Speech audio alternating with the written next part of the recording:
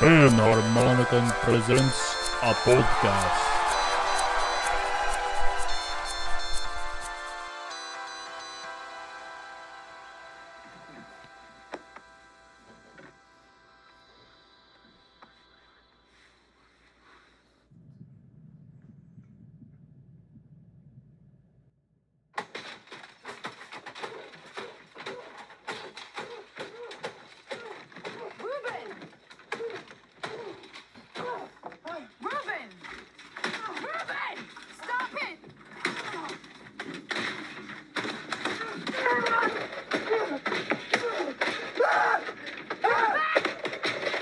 What is up, YouTube? Welcome back. Panharmonicon Studios Presents a podcast. Remember to wipe your butt It's pretty good advice. with your fingers. Actually, the voice probably would get us some more views, honestly. It's like, these guys have an interesting take on butt wiping. 2 fingers, huh? No tissue, no Charmin. Did I miss this 2 fingers part? What? Yeah, that's new. That was just, yeah. Did you say that while we were talking? And then I brought did. that I back also up? said it. I also said it. Yeah. I said, well, I said 2 things. Oh. Fingers. Yeah.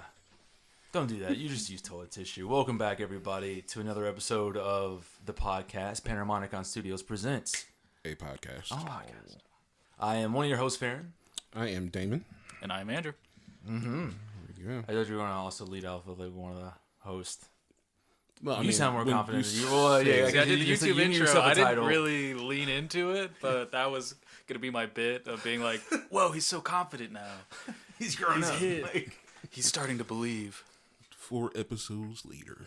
yeah, Finally yeah. got it. But hey, better late than never.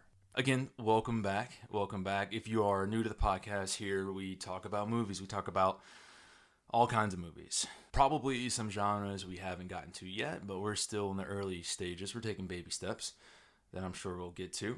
So, other than that, yeah, also if you are new to the podcast, if you like what you're hearing, please be sure to like, share, and subscribe. And also, something that is pretty important, turning on notifications so that you guys know when we drop stuff. Because, of course, we have our consistent podcast episodes that we drop every Monday, but there are other bits of content that we are putting out. If you've seen Dame's video last week, that didn't come out on a Monday. So make sure that you have notifications on if you're not already used to the schedule that we currently have. Most definitely. And Spotify users, if you're still listening, hopefully you are. If you can for us, give us a rating. Doesn't matter if it's 1 or if it's 5. We do enjoy 5s, but if it's a 1, it lets us know what you're thinking. And what you're thinking is that you didn't like us all that much. So we need to figure out how to do a bit better. As well as if you want to give us comments are open. And I believe on there you can share. I share all the time. I haven't got anything back yet, but eventually I will. And hopefully if you guys share, you will as well. So how's everybody been doing since the last time we all conjoined? Conjoin into the Rat King conglomerate. I'm a little bummed. I told you guys I got the email that the show is canceled, which is so weird. Like, I've never had that experience happen before. So it's like all of that preparation that you were doing. Not to say that it's all for nothing. There's other shows, bodybuilding competitions that is, but like to have your plan just so quickly dismantled. Yeah. No reason be provided, and it's this ambiguous, like, unforeseen circumstances. You know, I'm a curious George. I would love to know what those circumstances were. But yeah, it is what it is. You take the hit, you pivot, and you keep on going. But that's that. What about you? It definitely sucks, man. It's like, I mean, I guess the analogy would be just bodybuilding, right? like you trained your body and you did all these things to your body that you did for this like day, and they're like, nah, we're not doing that day anymore. And it was like you had to cut water, you had to like get yourself into like a defined state, and like these are all things that like you didn't do so you could go to like the grocery store the next day. You did it so that you could do a bodybuilding competition. and they just like took the rug and just yanked it from up underneath you. Yeah, week is wild. Really does suck. Yeah, dude. And the crazy part is, so with like natural competing, I don't know, maybe it's not the same across all the natural federations, but they do a polygraph test ahead of time. So there's a polygraph test that's done like a day or two ahead of the show, and then there's like a piss test that they do if you're like placing top whatever. And I got an email, I think it was like Wednesday morning, about scheduling my polygraph. And one of the recommendations they had was like, make sure that you do your spray tan first, which is always kind of weird to say as a black man, like that I was like getting. I was going to say, I'm glad this was tan. kind of like pre-spray tan and you weren't already, the Jersey Devil. So I had purchased the spray tan, and I was like, hey, I'm waiting to hear back for when the spray tan can get me in, like what slot I'm going to have. And then within 24 hours, the next email was, we're not doing this. I'm like, all right, that's that's strange. I don't know what happened in the day. Because, like, for you to be reaching out to schedule the polygraph tells me that you had it in your head that this was going to happen. 100%. So, like, what happened? What? Yeah. Who got caught doing something they shouldn't have? I wonder if that is what it is. I don't know. Did we ever learn why Rodney stepped down from old Kroger? That is a great question. No, we did not. See? No, yeah. I did not. Oh. Well, before we get into things that probably shouldn't be said on the on the internet, how have I been? So, I think the last time I said something to the effect that I had done something to my ankle. Mm-hmm. That was my right ankle. That went away. It just went away on its own. Oh. And got replaced with a bout of Achilles tendonitis. Oh. On the left one. Oh. Damn. Wow. That's happened before. It really sucks, like, because it feels like I'll be just completely fine, and then one morning I'll wake up and it feels like my left Achilles tendon has just burst off of the the bone. And it makes it hard to just walk, get up, move about. And it's weird because it'll be like that in the morning. And then it'll get a little bit better as you're going through the day because you're moving about and blood is getting to it and everything like that. And then if you're sitting around too long, which as a person with a desk job, that is going to happen, it starts to get you again. And luckily it's not an always just constant, I'm always around just yanking at you. It's more if you flex your foot in certain ways, it'll just the rubber band gets too tight in a sense. But that was from the beginning of the week all the way up until yesterday. Dang. And then it just went away. That's so. I don't know if that's convenient or. Yeah, I was man, I was thinking to myself, I was man, if this goes into the weekend, I'm gonna suck having to get over here. But luckily, it because I also had a doctor's appointment yesterday as well. And I was okay, man. For the ankle or that was for something else. But luckily, it went away. I was like, okay, I'm fine. So luckily, we'll see what happens next week. If it comes back to my lens. Yeah. It realizes that you don't have another doctor's appointment scheduled for 2 months. He was like, yeah, I can come back. It's gotcha. What about you, bud? I think I've been doing not too bad. I need to start writing down all my little life happenings. Yeah, I guess they're just little quirky things. Because we're trying to ride the line here of, the whole give a man a podcast and he just does it as therapy instead of actually going to therapy. So we're trying to ride that line of not immediately oversharing. But experienced ads, I guess, consistently for a while, for I forget which movie it was. Fifth Element, I think yes, that's what you said. Yes, for Tubi. And it was weirdly nostalgic just to be a little commercial break. I remember this. Yeah. So that was just so I want to say nice, but then at the same time I'm no, I hate commercials actually. Thanks, but it's nice for a little taste of the old life. Yeah. But just a little hint. Yeah. When you said that, I was thinking it's been so long. And it just reminds me of all the days of as a kid sitting down in front of the TV watching Power Rangers or any number of shows really. And there's always that epic cutaway, It's funny now, I think watching shows that normally they were on like FX or something like that. Like It's Always Sunny in Philadelphia, and there's the obvious places where they would have cut to allow for a break, but now they don't have them anymore. So you see that. Yes, exactly. I'm like, oh, you guys. But it's.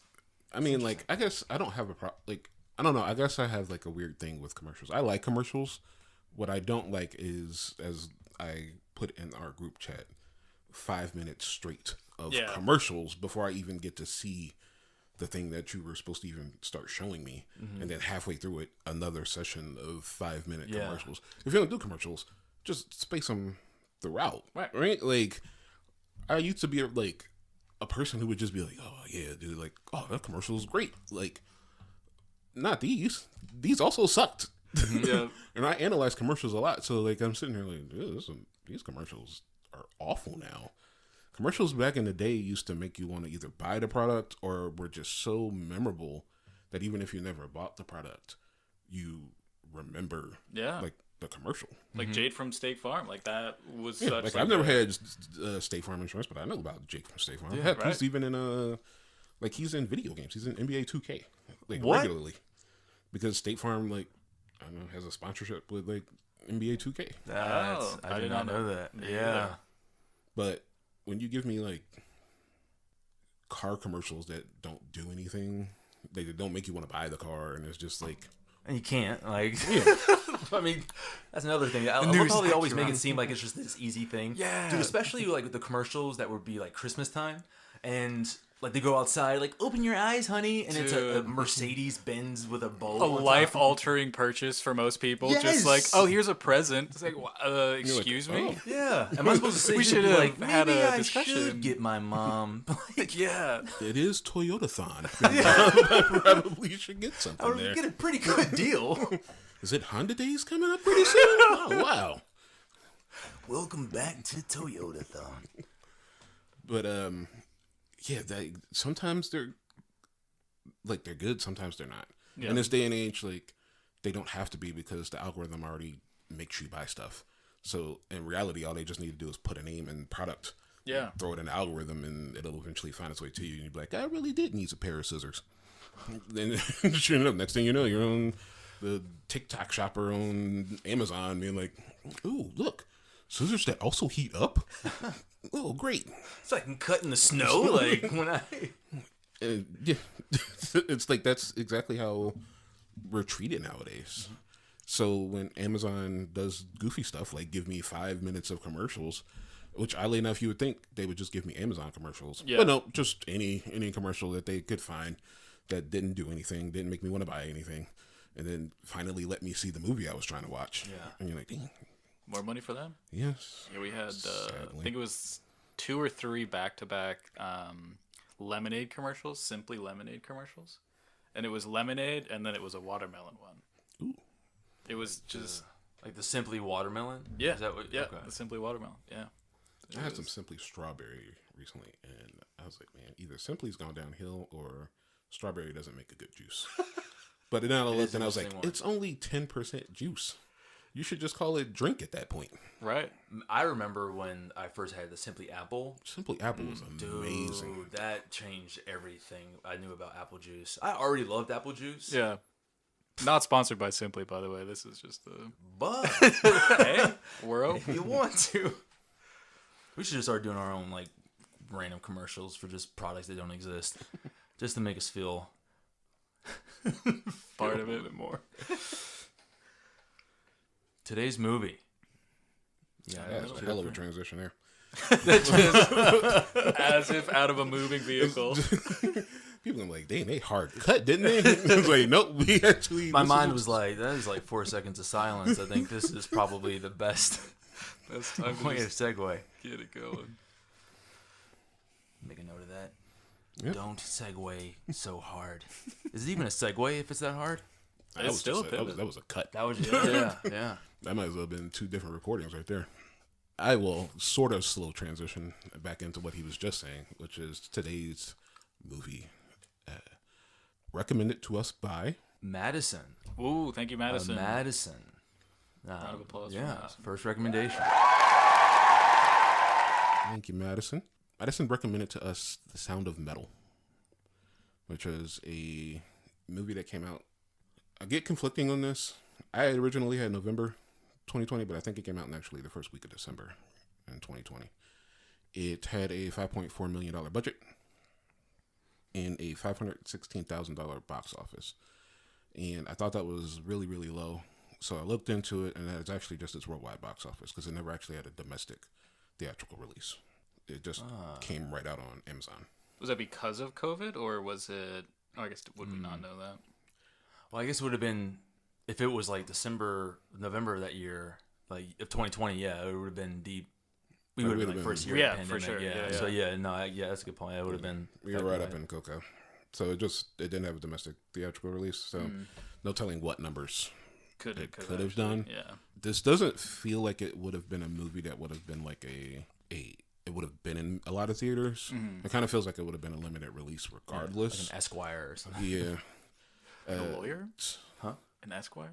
Oh, the Esquire? Esquire like the theater the theater over down Clifton. by Clifton, UC. Yeah. Cut this out. We're not going to dox ourselves. How many times have we said Cincinnati? Yeah, that's fair. On Rotten Tomatoes, 97 critic versus a 90% audience. And something that I was starting to look at, because I wanted to add this, is just what was going on at the time that the movie came out. I'll eventually add more like outside of movies, but things that this movie had to compete with was nothing. Honestly, this movie had such a, like, I guess because of when it came out and it being streamed instead of like theatrically released. I'm Your Woman, a movie I've never heard of, that came out directly on Amazon. Uncle Frank. What? Never heard that. Whoa. And I guess the Borat sequel came out in 2020. And then it had to compete with Scrubs and Community, which got released on the streaming. Scrubs and Community, wow. During that time. Otherwise... Oh, because like the series got released to the streaming at the series time? got released to streaming. Because, like, it's not just movies. Like, it would have to compete with... Yeah, I suppose, yeah. Television. Because it's distributed by Amazon Studios, right? It's, okay. So that's pretty much what it had to deal with. And when you suggested the movie, I remember looking at the movie. It was, I didn't look at a trailer. I should have looked at a trailer. And I was like, okay, it's got a pretty cool concept, but I'm like, okay, so where's it going to go from here?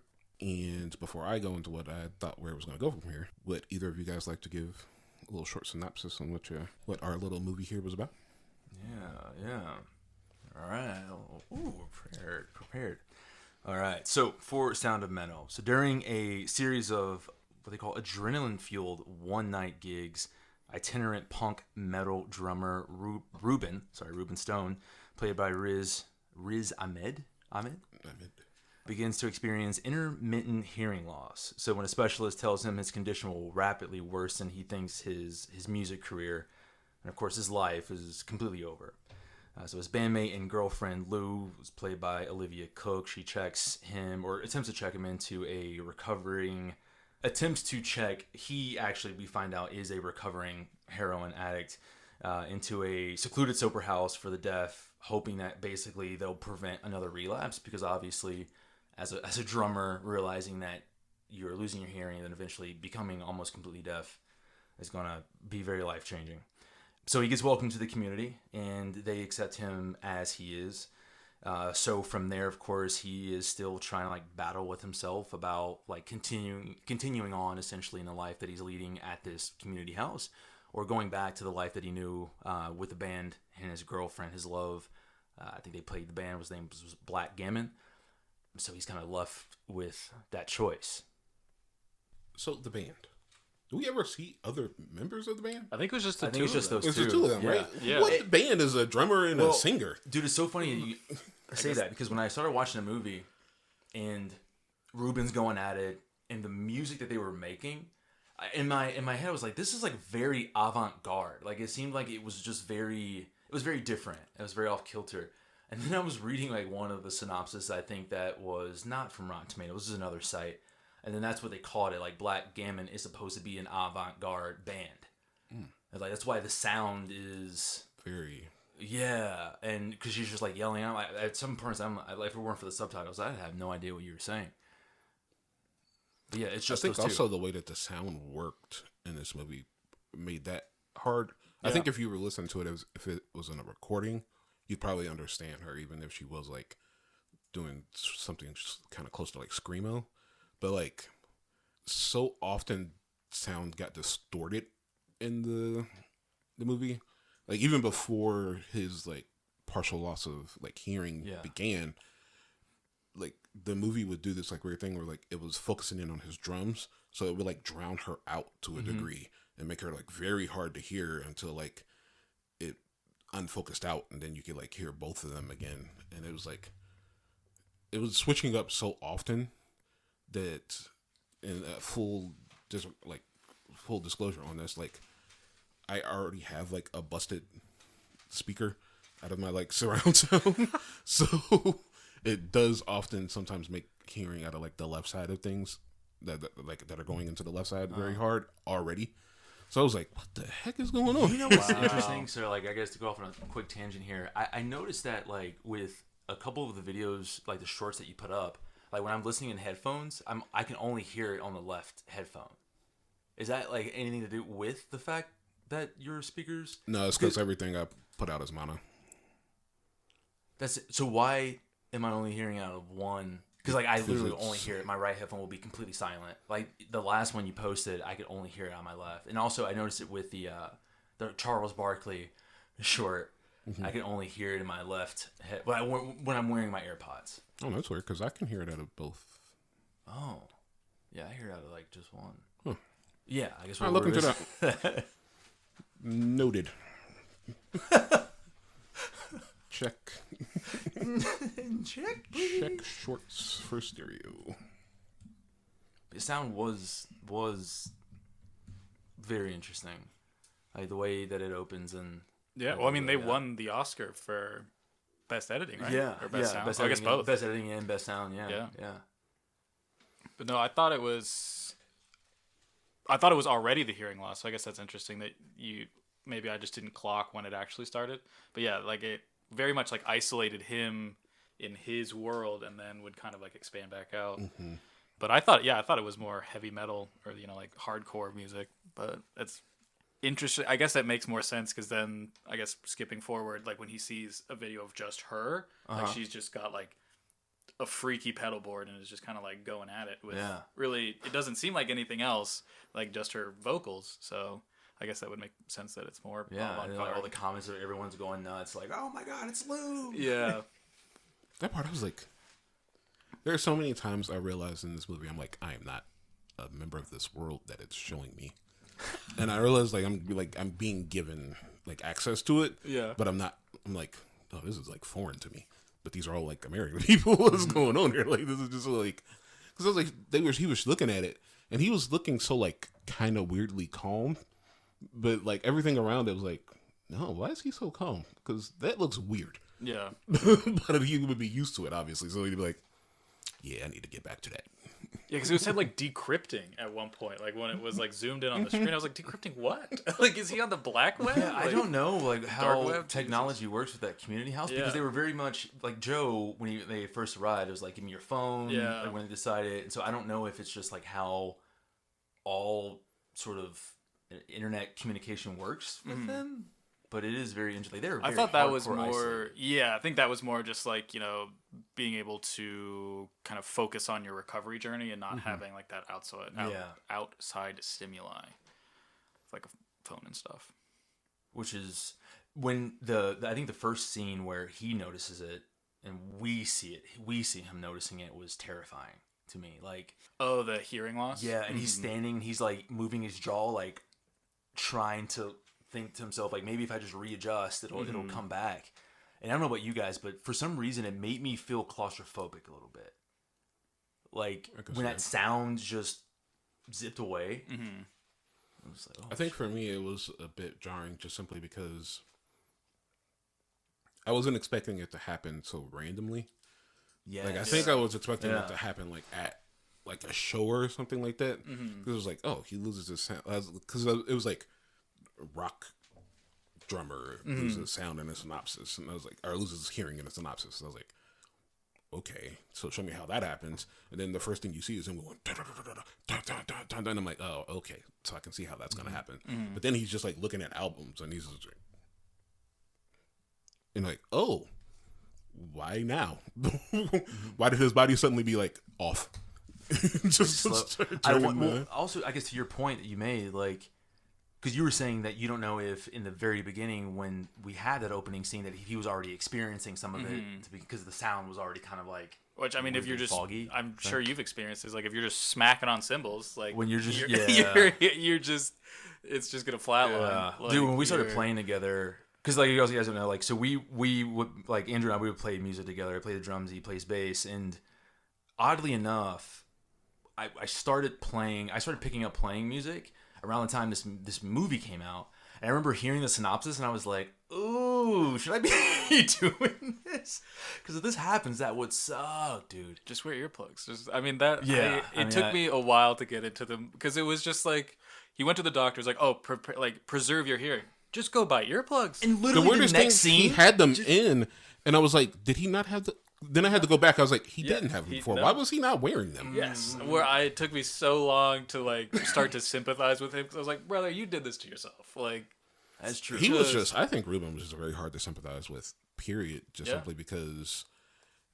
And I think this is like them letting us into like the addicts world, because I'm not like, I'm sure there are things that I'm definitely addicted to that I don't realize that I'm truly addicted to, but it gave me the sense that he didn't, it's not that he didn't think he needed help, it's that he actively didn't want help. And that was the annoying part to me, because it was like, people are trying to help you and you know something is wrong, but you want to shortcut it because, and my theory is that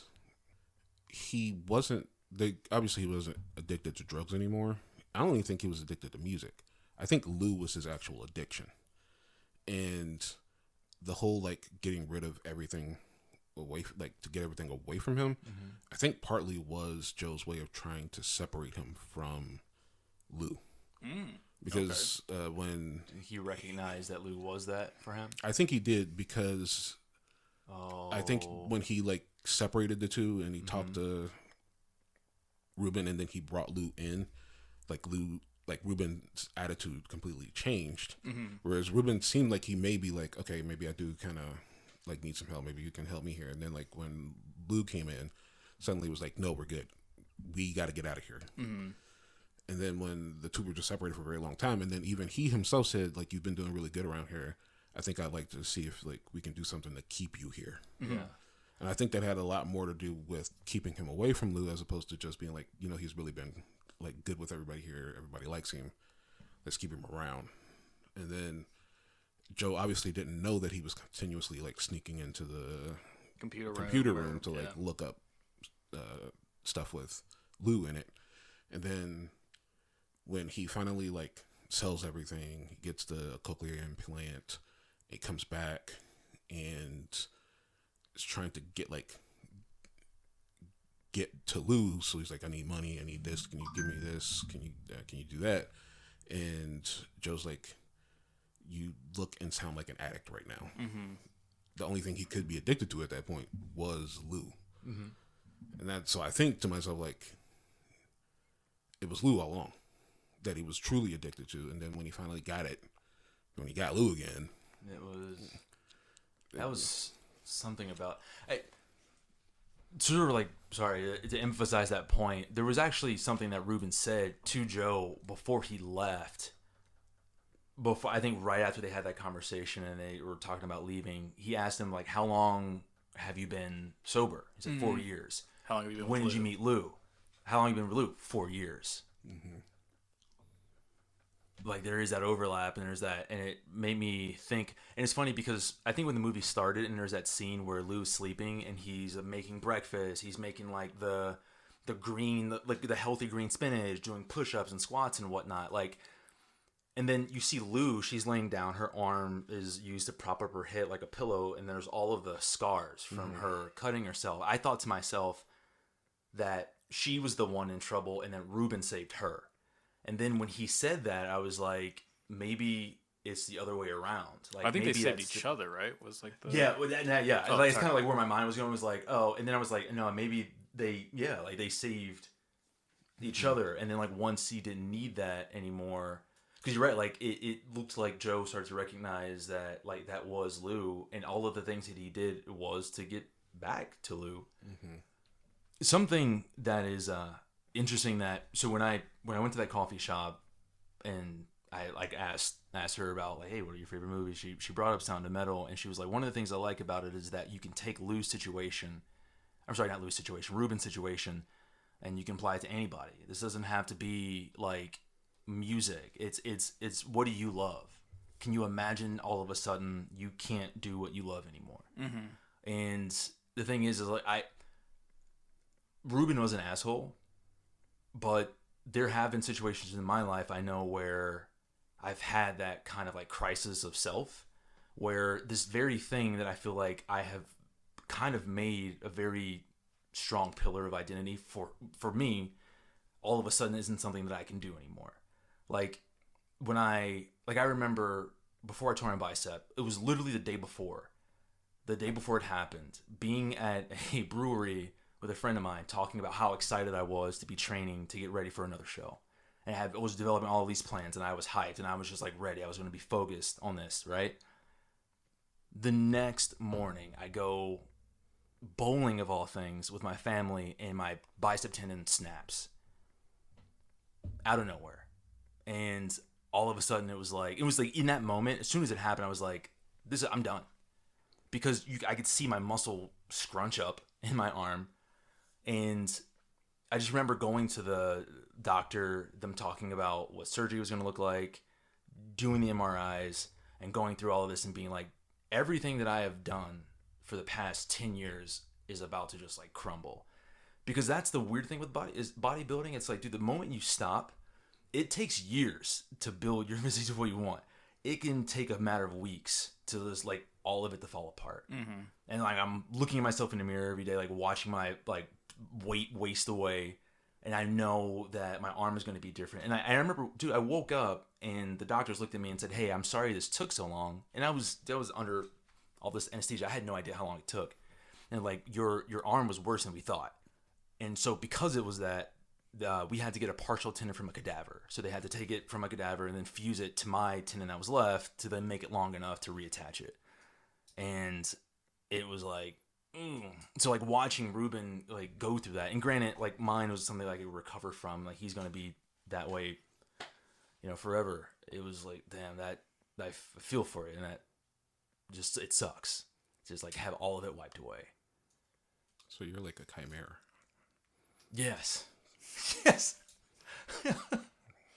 I'm 99% me, 1% someone I don't know. Oh, you didn't really lose any of you though. You're like 100 and something% now, right? How so? Wow. I'm 100. I'm more than 100%. Because it's scrunched up, but you didn't like unless they cut some away. You would still have all of it, right? No, I guess what I'm saying is like I'm 99% the body that I grew up with, but like that 1% of me is somebody else's body. You know what I'm saying? Like, because they took a tendon from somebody else. Like, well, that's what I'm saying. Yeah. So like, but like, unless they cut a portion of you off to then like put the cadaver tendon on, that whole tendon should still be there, right? They just needed to lengthen it with the cadaver piece. No, I see what you're saying. It's like they didn't. Yeah, I don't know what they did. I don't know if they gave me a DVD. But you also surgery. lost some of you because of your ankle, right? Huh? But you also lost some of you because of your ankle, right? Don't you have like metal in your ankle? I do have metal on my ankle, which is another thing that happened like back when track was the identity. So you're really like 98%. And I had that, yeah. Yeah, so that was another one. Yeah, watching your foot dangle from your ankle. Better than seeing your pulse jump out of your neck, I'll tell you that. Oh my god. Oh. Do you want to go into detail? Sure. No, you're good. So I guess I'm also kind of cyborgic. Bit of a cyborg. I've got a metal heart valve. So I guess I would say I'm 99% .5. That Or I guess no, it would probably be even less than that. But yeah, so I was in a swim meet, and then it was kind of like the same thing. Like I just like my heart rate just spiked up. So it was, it's you see crazy. in your Yeah, neck? like I'm sorry. You said like seeing it jump. yeah, in your neck. you could see it like in my chest and my neck, like where my heart was beating so fast. Oh my god! Like How old were carotid you? Artery. Yeah. How old were you? They're 13. That seems so young. Yeah. But 8th grade. a heart can Yeah. do anything Well, at any time. I've had I was born with congenital heart disease, I think is what they called it. So my aorta and my pulmonary were switched. So it was the weaker valve. So unfortunately, kind of an inevitability. But Oh man. yeah, crazy stuff. It's a good. I mean, it sucks that it happened. Yeah, But I guess it's good that it was caught as early Yeah. as it was, for sure. because like congenital heart disease is something that like kills athletes because they just don't find out about it until like they're in their like 20s or 30s Yeah. and they're like working really hard and then it just. Oh man. Wow. Wow. But just to say, yes, I definitely empathize with the pivot of I want to swim. Oh, can't do that anymore. That, dude. Well, that's like, because I mean, did you ever go back, or was that was it? That was yeah, because it was I think 3 or 4 years of a like all physical activity was stopped, and then it was you can go back, but just nothing competitive because they really thought it was like the adrenaline Adrenaline, yeah. that really like spiked everything because that's how they were able to like not reintroduce, but just they got it to re-trigger by just like pumping me full of some adrenaline, I think. So yeah, so I've got a defibrillator too, so I can take and beep. Those are my party tricks. You can take a pee. I'm sorry, what did you- Yes, I can. I tick and I beep. So like so you can hear my heart rate, which is really funny because like this is just the never mind. We're at a half hour. It's the pivot of all pivots. Like they're not even talking about the movie anymore. pivot, man. Dude, I mean, Going to the cardiologist, I've been going to my cardiologist for maybe like 25 years at this point. And he gets a fellow every like 3 or some years. So we got a new guy, and he was like, oh, like when he takes a deep breath and you can hear it more, and then it's like, oh, it's a nice crisp tick. And I was like, oh yeah, that's how it goes. And they're like, can you hear that? And I was like, yeah, every day. Like it's like that's how I know I'm alive. You know, you can hear my heart rate. how do I know if I'm alive? Dang, Here. that's So I That's- unfortunately. That's yeah. So back to Sound of So Metal. I'll say I don't have Different any kind of story of grievous injury, Hey, that's good. but That's a good thing. I can pivot us back as someone. I have a niece who was born partially deaf. So I remember she was born when I was 7. Okay. So since then, I've had to essentially kind of learn how to be around someone who can not hear like super well. Yeah. And seeing how this community had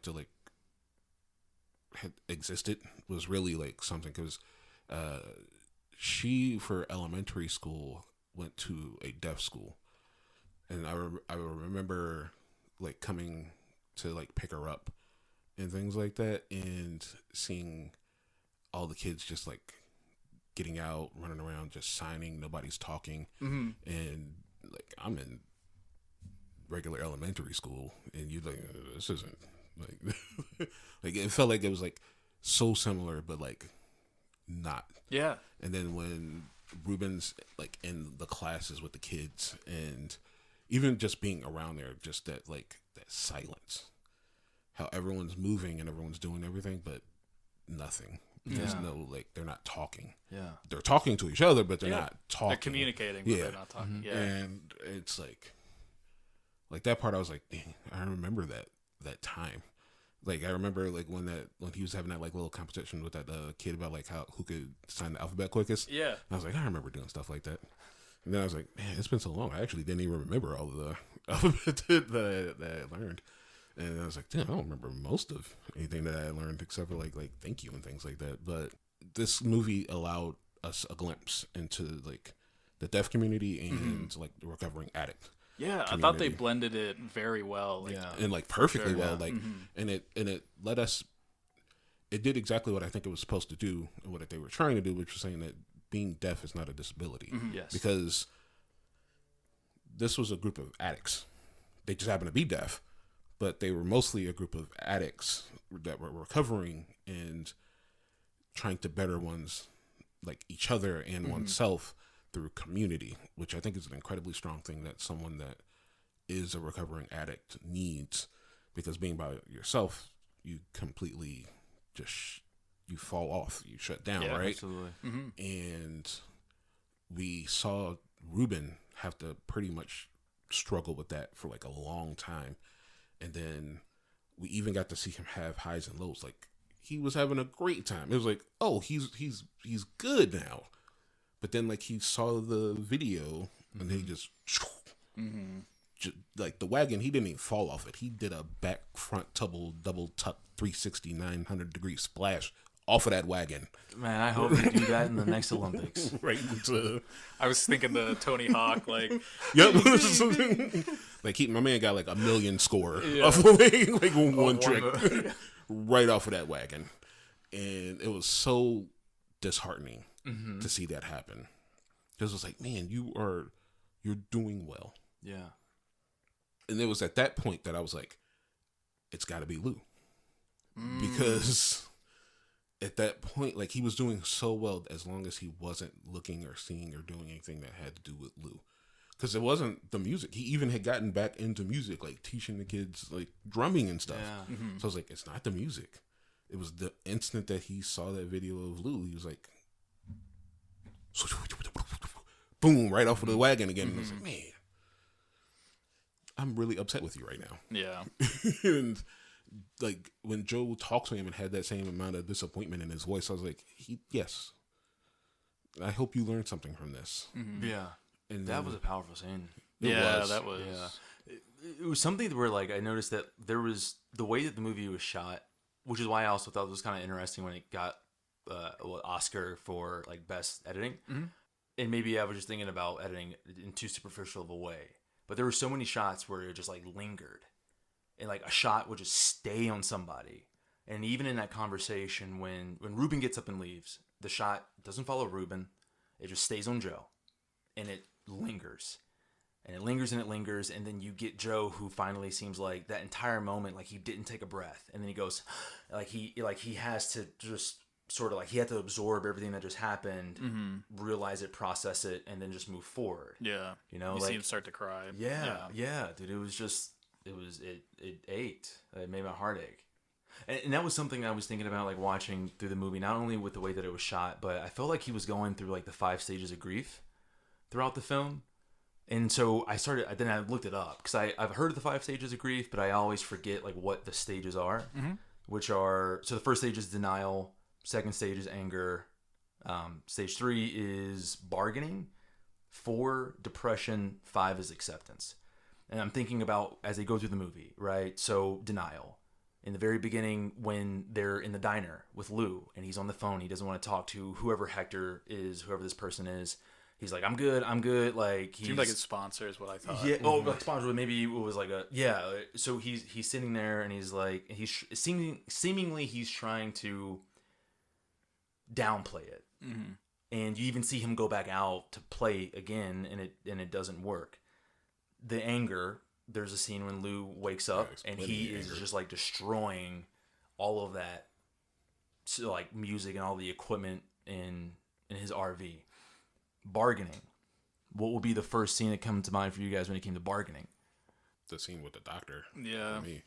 You know, what about the scene where he's like bargaining with the dude about the RV? And he was like, hey, like, I'll make you this deal.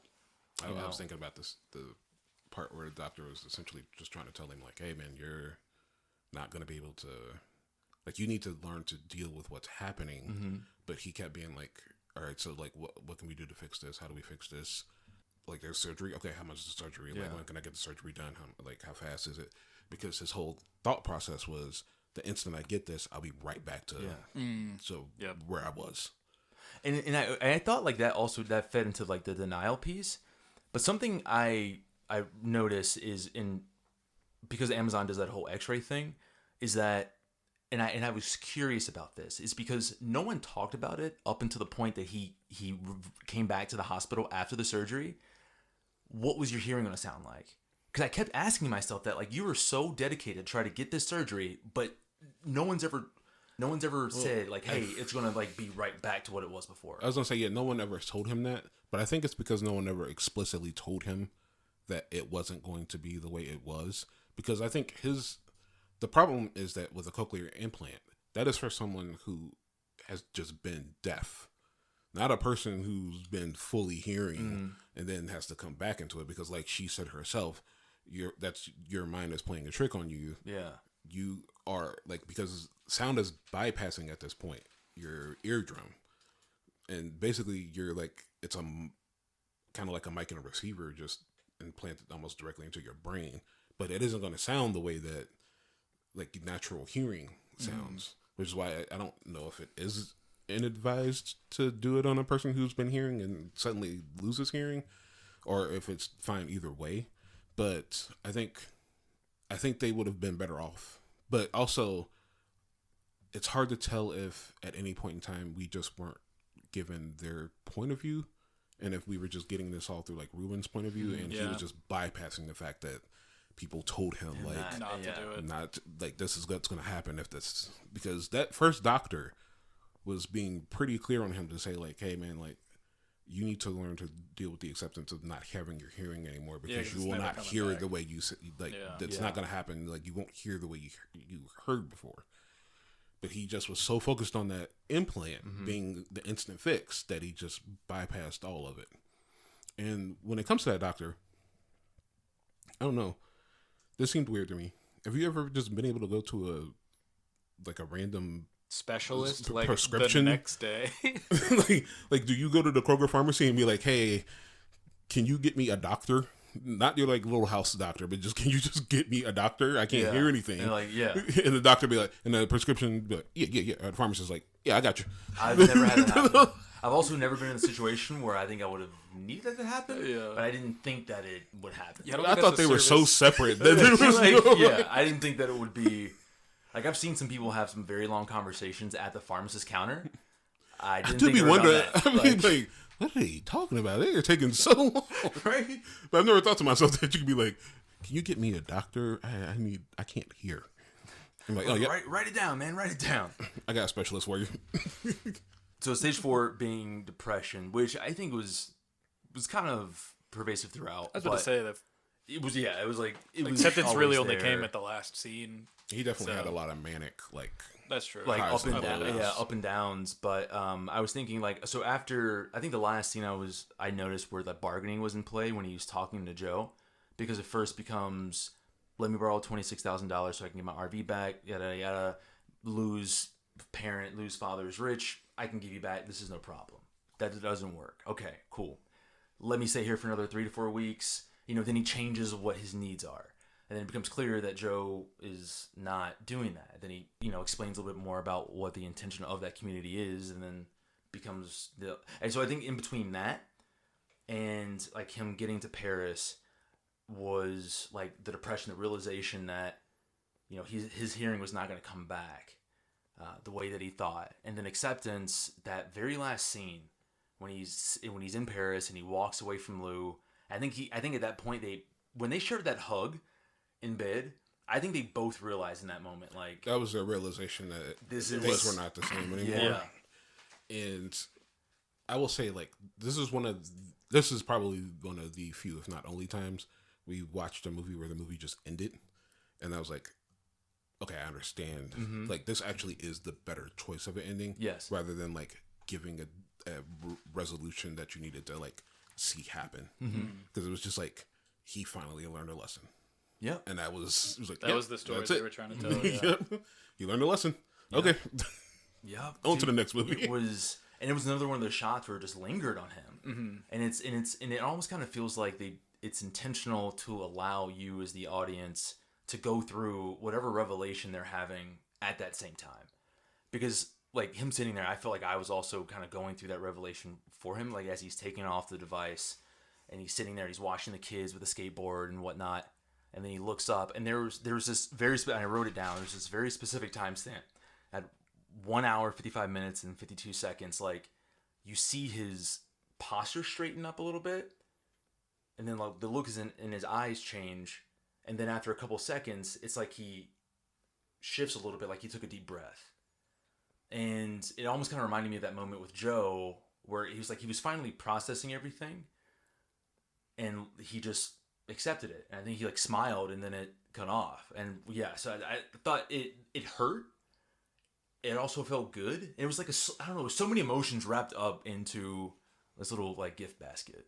A very heavy scene, and it definitely it's so much props to the actor to be able to like portray that too. Yes, it definitely was a very good way to show of him being like, okay, I am deaf. Like this is my life. Like let's get to it. Yeah, it'll be. I felt like it was a callback to just like a little bit earlier in the movie when he was in that room. It was like one of the last times he was in the room that he had been writing in. I don't know if he ever truly wrote anything. I feel like he just kind of sat there a lot. But he had his donut. He didn't crush it up this time. He had his coffee. And then it was interesting because there were like birds chirping. And he like looked out. And I thought to myself, like, is his hearing coming back? Because he like kind of, it almost felt like he reacted to it. But then he like kind of just lingered out and he looked out there. And then I was like, I think he's getting the still concept. And he was just like, And then it like jumped to like a next scene, and then he just spiraled. And I was like, okay, I guess he didn't get it. But it felt like that very end where he like realized that stillness for him was like not hearing all this like noise around him, no hustle and bustle. Yeah. Just like it almost felt like deafness had become like a superpower for him in a sense that like it allowed him to now block out all the noise around him, like both literally and like somatically. And it was like, oh, okay, he gets it. I mean, would I have liked to have seen him like maybe go back to Joe, be like, I get it, I'm sorry that everything got done, to see what happened with him and Lou, but it wasn't needed because he got the lesson, and it's up for us to just decide like how he lived his life after. Yeah. I don't know how weird this is going to sound, but I had a timeout moment when watching this movie where, because the movie had it's such a serious subject, multiple subjects. But then there's the scene where, so he's at the school, the school for the deaf, and they're watching something, but they're not showing what they're watching at the school. But you see the teacher notices one of the kids is like very easily distracted. She keeps touching his back. And finally, Ruben is like, hey, Sign's like, you want me to take him so I can just like keep him distracted somewhere else so the rest of the people can watch this presentation. And again, you still don't see what the presentation is. And this entire time in that scene, everything was completely quiet. It was just complete silence. And then the moment Ruben walks away with that kid, it cuts to this shot of what they were watching. And it's this deaf guy, and he was just like dancing. And in the music that was playing, it was, I forget the song, but just like imagine that it was just like a minute straight of silence, and then like Genuine's Pony's playing, and then there's this dude.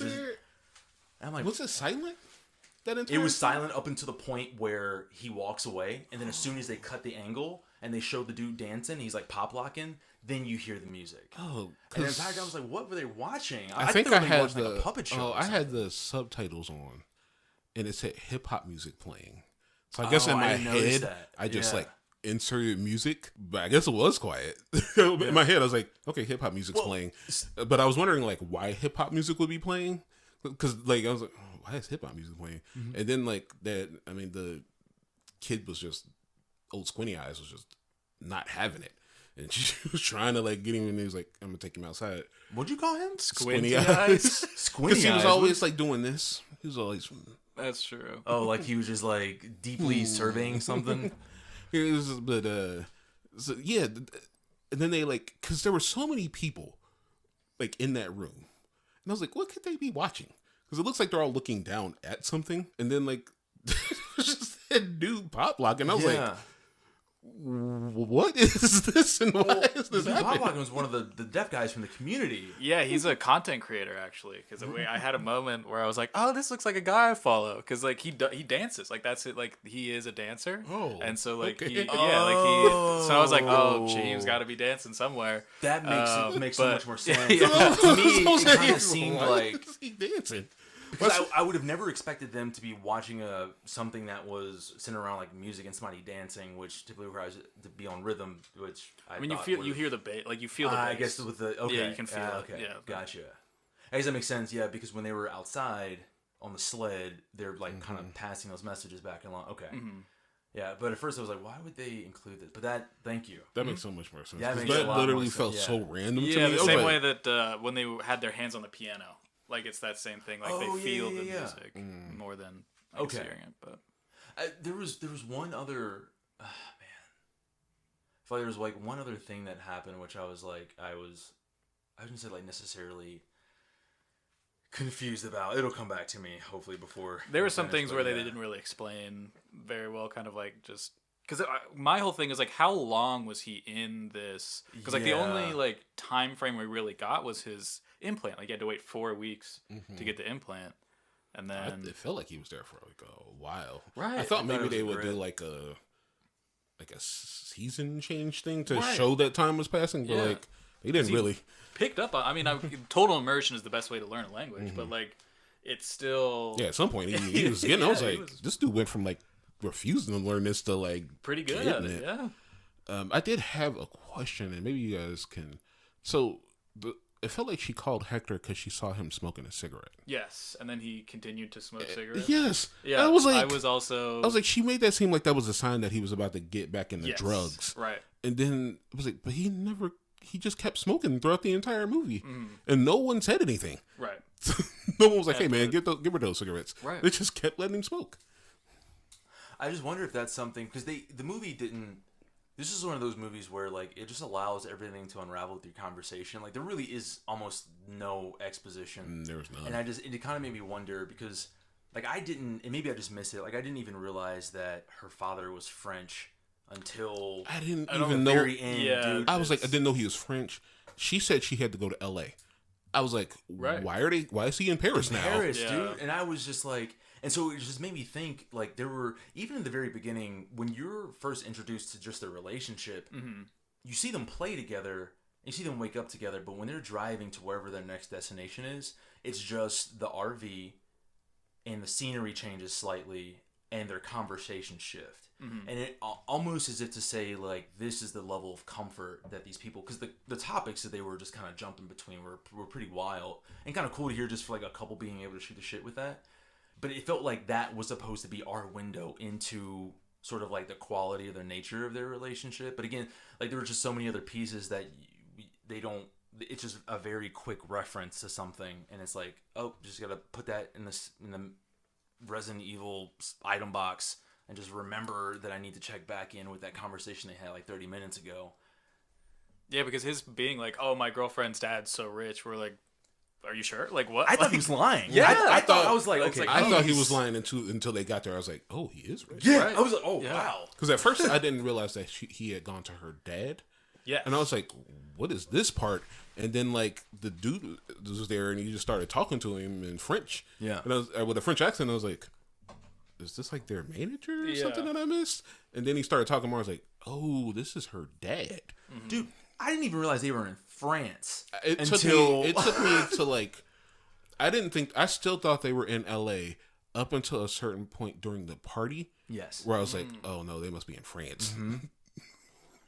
And then when he like left and was out in the, I was like, oh, they really are in Paris. What the? When did I also thought that he was like a manager that he did like he thought that she was living at a manager's home and that like they had developed a relationship and he didn't realize it, kind of thing. Yes, like, that's her dad? exactly what I thought had happened.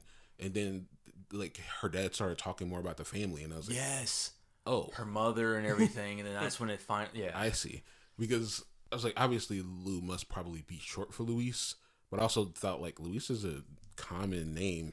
It didn't give off French vibes until like he started talking, because she doesn't give off any sign that she is French. No, not at all. I will say this is a total tangent, but we might get some instance, like however long it takes someone to regrow their eyebrows, I think is how long the movie. Oh, that's right, because she doesn't have them in the beginning of the movie. Yeah, where they're I like, thought they were think they're blonde. bleached. Or yeah, I think she okay. like, I thought they were. They just looked bleached to me. They probably were bleached. Yeah, but then I think when they're in France or Paris, France, wherever, And then she's like she's got her eyebrows back. So. Thank you for bringing. Yeah, I think even her that's hair a good color call. was different. Yeah, her. Yeah. Different haircut too. Because I didn't think that was even Lou. When she first walked in, I was like, okay, this must be like Lou's sister. Yeah, or like a maid or something. Yeah. Because there was like some people in the kitchen. Yeah. I'm like, what? It's funny because they both have that sort of cosmetic change. You know, which is, but like also as soon as I saw her and she showed up that way, I was like, I don't think this is gonna bode well. No, because she definitely had kind of like gone back in a sense to being like probably how she was before. It's hard to tell because it seems like at some point her and her mother left and probably just went to the States. Yeah, which is why she has such a like an American accent as opposed to like any recollection of a French one. So it's seemingly kind of like she was reverting back to how she was before then, and he was expecting to get the same Lou that he had this entire time, and she was probably expecting the same for him to some degree, but they had both changed as people. So I would say probably some like pretty good length of time had like gone where the two were apart from each other. Yeah, and I thought there was something. I'm glad we circled back to this because the scene between them when they're like in the bed, where he was like, "Oh," or like when she first comes in, he's like, "Oh, no scratchies." And then once they're having this conversation about like getting their life back together, like she starts scratching her arm again. I was like, "Oh, that's so yes, sad." yes." Yeah. And she starts. Thank you, because I You're remember welcome, that. yeah. And, like she just starts scratching at it furiously. Yeah, and I was like, "Oh, that hurts." Yes, that and one. he Yeah. notices it and he can tell, and he's like, "We're not." Yeah, gonna... that was the. Yep. Yeah. Oof. I was gonna start singing "We're Not Gonna Make It," but I'm like, that's way too cheery of a song for such a sad situation. Like, we're not gonna make it. No, we're not gonna make it. For this very sad piece. But it is good to see that they recognized it for each other, and Very they true. both recognized like we need to let each other go. And it was like a healthy recognition too. Yeah. Like they realized that they were great for each other for like a very short For when they period of needed time it, when they yeah. needed it, but now that they needed to separate and go their separate ways, which is at the beginning I didn't think I was gonna like this movie, and then I ended up like I actually really like this movie. Me too. I was like, man, this movie's kind of boring. But then it like picked. Then it didn't even. I wouldn't even say it picked up. It just it like grabbed me more and more and more, and I was like, okay. Yeah. Yeah, there were these moments, especially with the acting, that really started to like. There was the diner scene at the beginning when Lou's sitting next to him, and he gets the phone. He's like, I don't know what the point of this is. It's like totally pointless because I can't hear anything. But I'll just smoked a cigarette. But everybody thinks that's cool except for her right here, of course. And he's shooting off all of these passive, and you could feel it, dude. Like, because you would think to yourself, if I was in that situation, if any one of us were told, hey, that thing that you've done almost every day and is a big part of your life and the like relationship that you have is gone, yeah, probably would be a little pissed off. So yeah, it does like very slowly just pull you in and grab you and make you feel all the feels, man. Yeah, very good movie, but yeah, Definitely. So our ratings, boys. How many pen? I'm trying to do anything. It's just figuring out a little jingle to do with it. Panharmonicon. How many does I get? Panharmonicon. How many does I get? I guess I'm going first since everybody's looking at me. I guess I was the one that brought it up. This gets a 4 out of 5 Panharmonicons for me. Like I said, when it started, it was going to get a 1. But by the end of that movie, I was like, I was wrong. And I'm glad I was wrong. And it made me realize that I need to expand my horizons when it comes to the movies that I watch. And I need to look more into like more artsy type drama. 'Cause usually it's like if it doesn't have a certain amount of like movement, I won't say action, but like just movement, whether it be camera movement or things like that, it does start to like kind of want to pull you away. But this one's story was so like deep and entrenching that it really like pulled me in and made me go, pay attention to this. Don't be playing games while you're trying to watch movies. Yeah. And it stuck with me. This will definitely be a movie that I'm like, I will start being like, hey man, you need to watch. wow. Sound of Metal. Yeah, dude. Yeah, I thought it was good. I would say 4 for sure. And it did have that slow, because I don't know, I said it earlier, but just like the just wear some earphones. Like that kind of really took me out of it until kind of like everything started to fall apart. But I truly love the depiction of the deaf community in this, because I feel like they did such a good job, and they seem to have like, you know, genuine actors from that community. Yeah. So I think that really deserves a lot of props for that. Absolutely. I was also going to give it 4 out of 5 Panharmonicons. 2 for 3 on everyone having the same score. It was great. I heard very good things about this movie. Like before, I'd heard of it and I'd seen it like as I was like scrolling through, and it was always one of those movies in the back of my mind. Like I never put it on a list to like watch it on any one of the streaming apps, but I was like, I need to watch that at some point. But also like the subject, like sometimes I may not be as eager to jump into like a movie that I know is probably going to make me feel some type of way, like feel pretty sad. But yeah, when she recommended it, I was like, yeah, I've heard of this before, and very glad that she did, and very glad that we had an opportunity to sit down and watch it. Yeah, appreciate you guys entertaining the idea. Thank you once again, Madison, for the Yeah, recommendation. Shout out to Madison. Yeah, so I guess that about does it. Yeah, That definitely wraps it up on this episode of Panharmonicon Studios Presents a podcast. This has been Damon. This is Farron. And this is Andrew. And if you guys can give us a like, give us a share, subscribe, and hit that notification bell. My Spotify guys, if you can leave us a rating and a comment, we would be grateful for all the engagement that you guys can give us. This is us signing off. Yeah. Thank you once again for listening. Absolutely. Hope to catch you in the next one. Bye-bye. Okay? And all this shit, like, what does it matter? What does it matter? It just passes. Yo, if I disappear, like, who cares? Nobody cares, man. Seriously. Yo, and that's okay. That's life, okay? It just passes. It just fucking passes.